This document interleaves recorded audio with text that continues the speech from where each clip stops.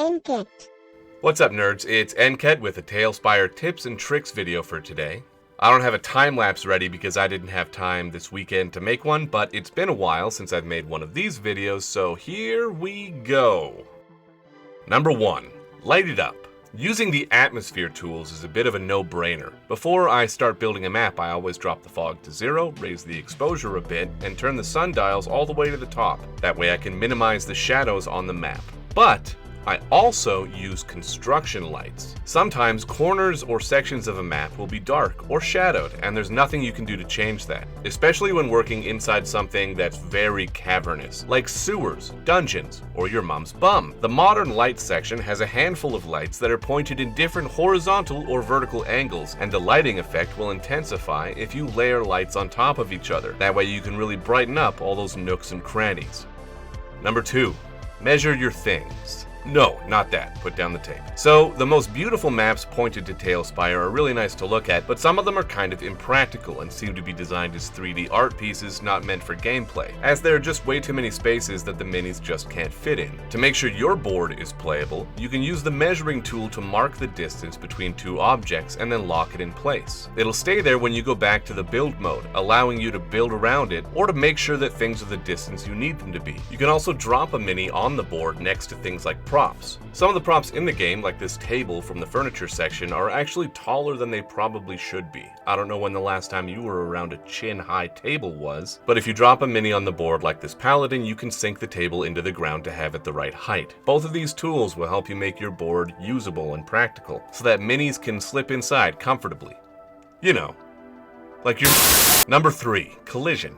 Not all props have it. Some props do and can be useful for diversifying terrain to look cooler or to make hills out of treetops. Try dropping a few props and then placing minis on top of them to see which ones have collision and which ones don't. This will stop your players from falling through the board unless that's what you want them to do. Some props don't have collision, and those ones can be used for passable decorations and clutter, for secret doors hidden in vines, or for traps covered in piles of leaves. This way, a dangerous gaping hole that would be an obvious red flag can be covered up to look relatively safe.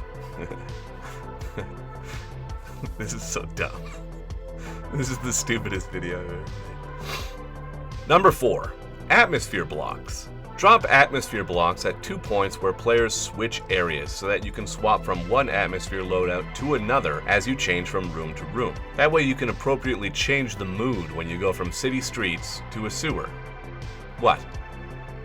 What are you expecting me to say? The last tip is to recycle. If you build something you think is cool, reuse it again, for the same party or for a new one. I keep a miscellaneous stuff board in my campaign where I drop modular pieces, templates that I've used before, or even stuff that I find while browsing Tales Tavern that I think looks cool. That way, if I'm stumped, I can jump to that board, see something that I dropped there, and think, oh yeah, I wanted to use that. You never know when something that's refined and well put together will catch your eye, and despite having been neglected, maybe, in the past, well, why am I doing this?